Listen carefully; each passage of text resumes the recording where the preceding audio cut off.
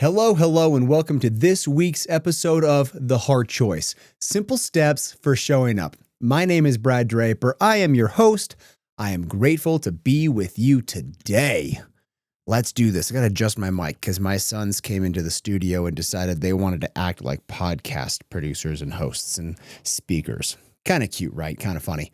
At the same time, don't touch my crap. When I see all the sliders on my mixer boards, and everything moved. Then I got to figure out where everything is. Little side note, kind of exciting. I have been doing 75 hard now for, 45, 46 days. I don't really keep track.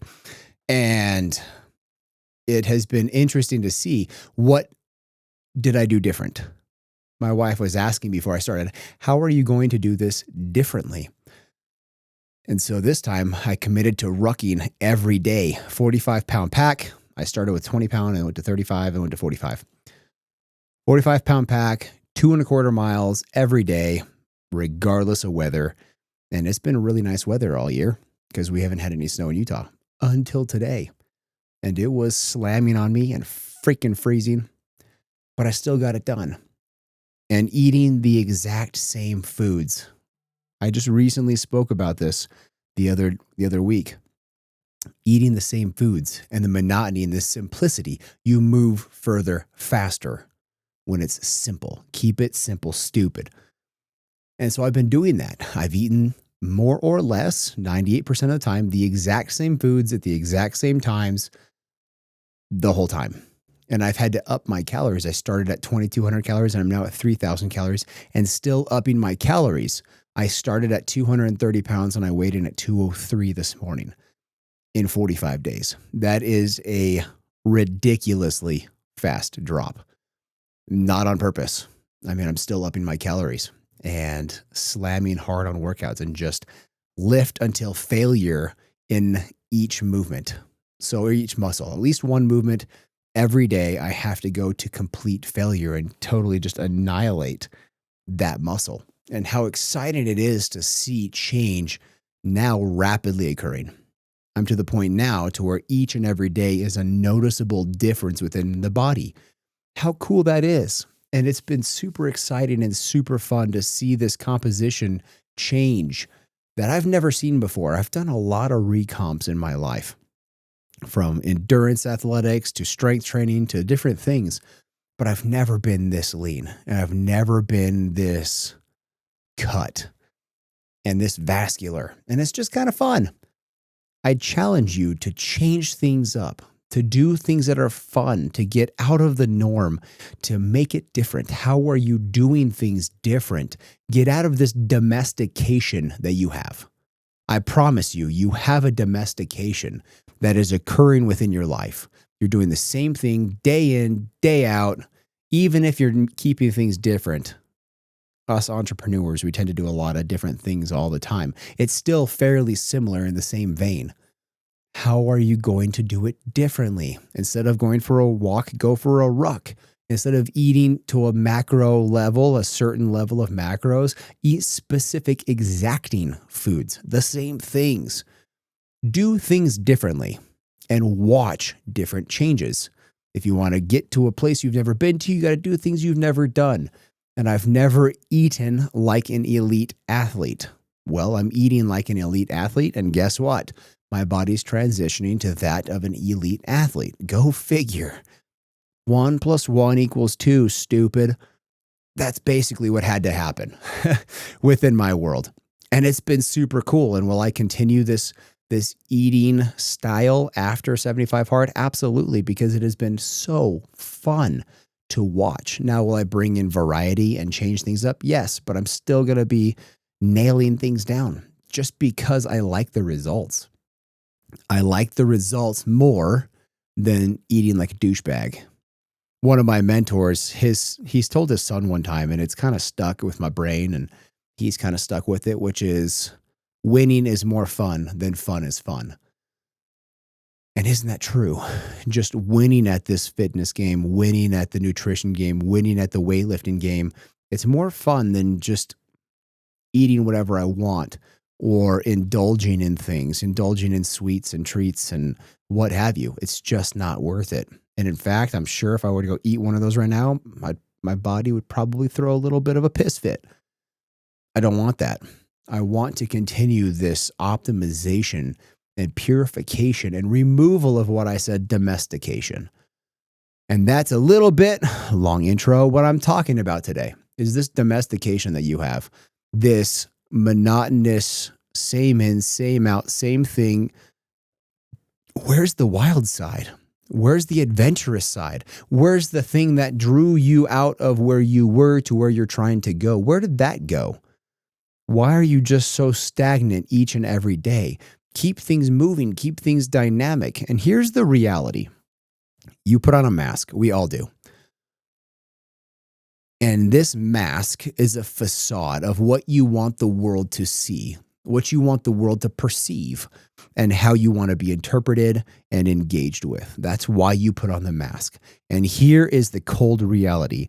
The mask you are displaying and the mask they are seeing are not the same mask. Isn't that interesting? The thing that you want the world to see, this persona, this person, this thing that you've curated, perfected over years for the world to see, what they're seeing is not the same thing. And in fact, each and every person is seeing a different mask. The one that they perceive, the one that their brain is generalizing, distorting, and deleting, the one that they're filtering, their filters are allowing into their brains. They're seeing a curated mask for you. So they're seeing one thing, you're projecting a different thing. They don't equal up.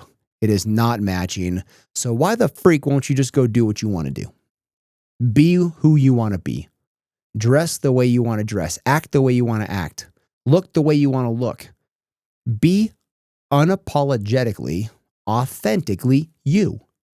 And how important that is. There was a time many years ago, it was with an ex-girlfriend, and I was a religious missionary for a period of time. We dated. I was a religious missionary, and then we dated briefly after, and then it crashed and burned in fire and brimstone. But she said something that I never forgot.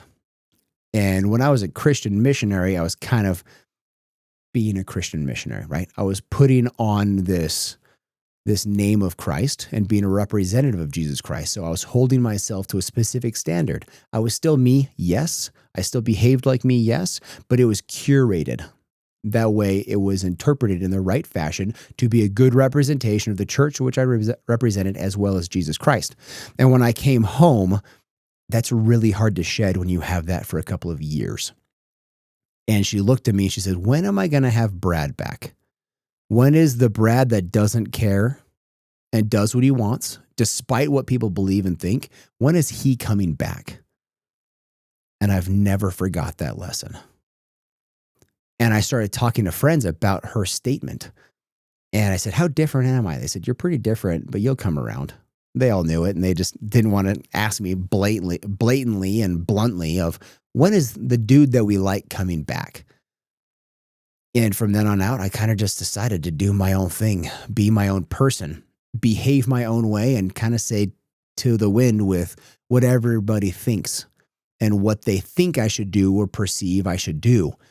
I'm just me. And how important that is to do. Because when you're just you, you can actually become the thing in your brain you're desiring to be. You see, if you're trying to get to this location, this person, this idea of the supreme elite, highest level of you can possibly achieve in your lifetime, the perfect you, if you're always putting on a facade for other people, you'll never achieve it. You'll just sideswipe it constantly left and right because you're not actually being you. How about you be you for once, for a change? Let people see who you really are, because your spouse, they know it. Your kids know it. Your best friends know it. And that's why they're with you. They love that person. They love that you. Why can't the rest of the world see that? Why does the rest of the world have to get this facade, this holding it all together, or elite status, or whatever? Why can't they just see the true you? Because after all, they see what they want to see. You can display what you wanted to display, but they're going to see what they want to see. They will never be the same. Isn't that an interesting reality check? Isn't that an interesting thing to consider?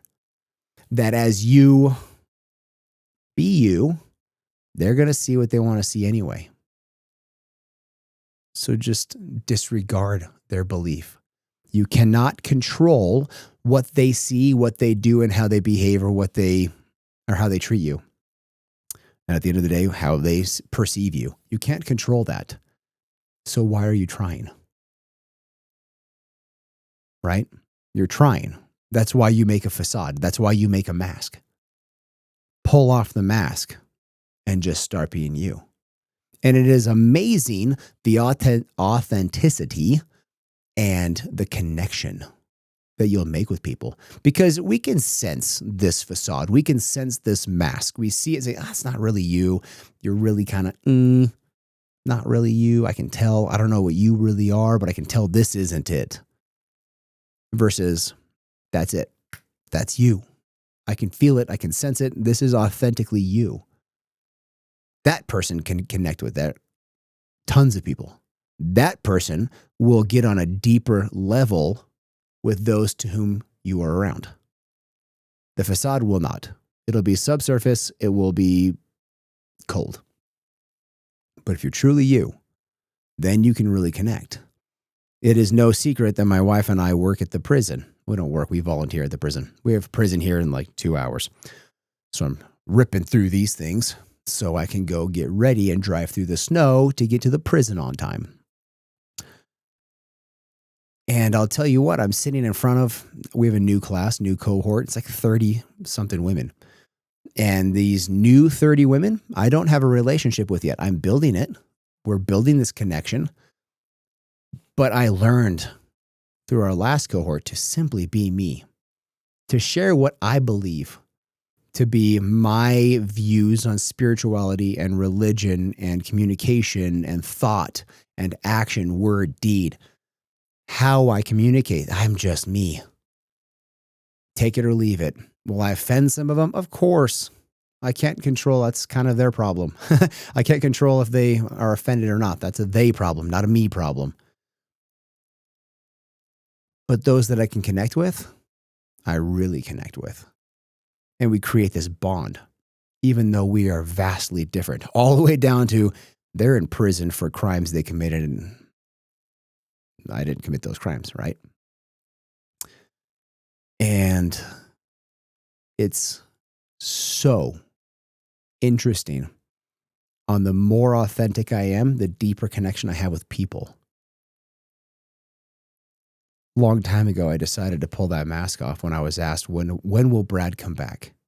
When will that person that doesn't care and just act like a dork and be silly and be goofy and my loud shoes. For those that know me, I got loud shoes. I'm very known for that, and I'm known for my purple. I'm known for these things because that's me, and I like that. And whether people accept it or not, I don't care. That's what you got to get to. You got to get to a level of whether you accept me or not, I don't care.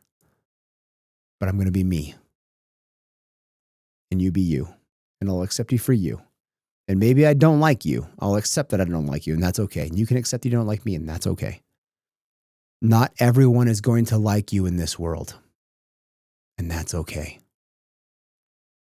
You'll have a deeper connection with those that do. Stop trying to appease everybody. Stop trying to be liked by everybody because that makes you average. Stop being average. Be exceptional. Exceptionally you. So that is what I have for you. That's what I wanted to share with you. Share this episode with those people you feel will benefit from it. It only grows when you share it. This lies solely on your back. So I thank you for sharing it. Reach out to me on socials. I'm actually taking a hiatus from social for 30 days.